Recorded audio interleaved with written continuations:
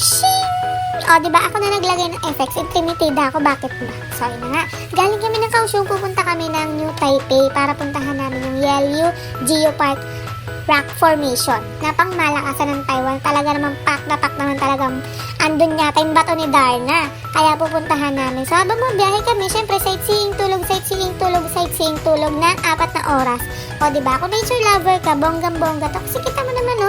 Puro puno, puro mga, buildings ng bahagya. Hindi kagaya dito sa amin. Puro mga toxic na tao yung nakikita mo. Char! So, ayun na nga. Malapit na tayo sa Yelyu Geopark. Nakikita nyo ng mga dagat-dagat. Yan.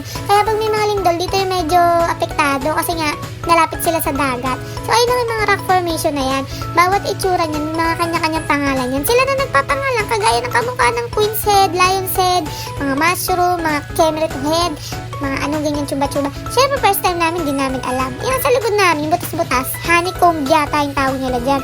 Tsaka yan, kaya nga pag nagpunta ka dyan, kailangan mag-search ka muna. Kagaya na mushroom head, ganyan.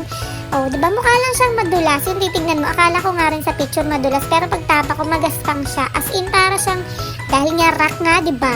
Gaspang, ganun. Ayun. Meron din mga Pinay, mga nagtutur sila every Chinese New Year. Ayan, kaya marami. Pero delikado dito kapag malakas yung alon kasi pwede kang, alam mo yun, pag nagpa-picture-picture ka sa gilid, pag bagsak mo talaga, ay, bagok talaga yung ulo mo kasi rock nga, diba? Depende kung mas matigas yung ulo mo, pwede kang lumaban. So, ayun na nga, picture-picture, tapos sightseeing kami nang wala kaming kamalay-malay kung ano yung mga nakikita namin. Hanggang sa ayun na nga, nagsawa na kami, sumakay na kami ng gondola, syempre.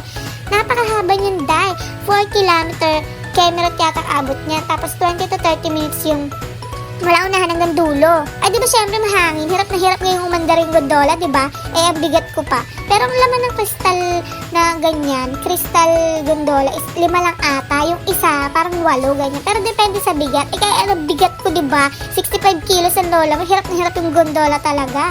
So, ayun na nga, punta na kami sa Maokong Station. Ayun yung dulo. So, pagpunta mo dyan, pagbaba mo, pumila ka na agad pauwi. Kasi talaga may iwan ka ng bus dive. Maglalakad ka talaga pauwi hanggang Kaohsiung. Bahala ka.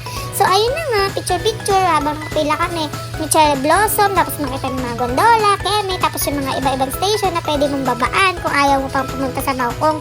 Yan, ganyan. Parang Banawi Terraces, keme yung aura.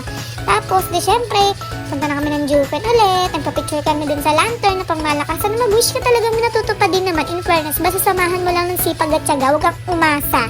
That's all. Bye!